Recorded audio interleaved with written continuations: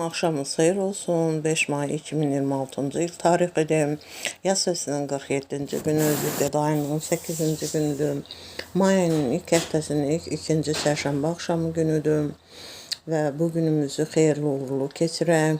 Bununla yanaşı hazırda işlərində olan, eləcə də iş yerlərində, ofislərində, o işləri ilə məşğul olan, iş arxasınca gedən, evdə ev işləri ilə məşğul olanlar, evdarlıqları ilə məşğul olanlar, hər birinə can sağlığı, iş abadlığı arzu edirəm. 5 may günündə təhsil ilə məşğul olan məktəblilər, orta ixtisas, ali məktəb tələbələrinə can sağlığı, zehn açıqlığı, iş abadlığı arzulayıram. Bununla yanaşı qarşılarına qoyduqları hədəflərə, arzulara çataraq, həm Azərbaycan Respublikası üçün, həm bütün dünya üçün faydalı, əhəmiyyətli kadrlar kimi yetişmələrini arzu edirəm. Bununla yanaşı isə 5 may günündə kimlərin rəhmətə gedəni var, Allahdan rəhmət diləyirəm. Qalanlarına isə səbir diləyirəm. 5 may günündə kimlərin xəstələri var, can sağlığı, şəfa diləyirəm. Bütün qazilərimizə can sağlığı, şəfa diləyirəm. Bütün şəhid ailələrini, qazi ailələrini, əskər ailələrini, Azərbaycan ordusunu salamlaram. Hər birinə can sağlığı və günün qalan hissəsini gözəl keçirmələrini arzu edirəm. 5 may günündə kimlərin ad günü, şad günü, xoş günüdür. Hər birini bu münasibətlə təbrik edirəm.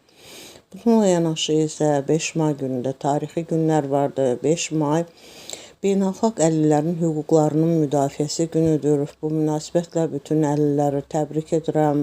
Hər birinə can sağlığı, şəfa diləyirəm və daima hüquqlarının qorunmasında onlara dəstək olmamızı arzulayıram.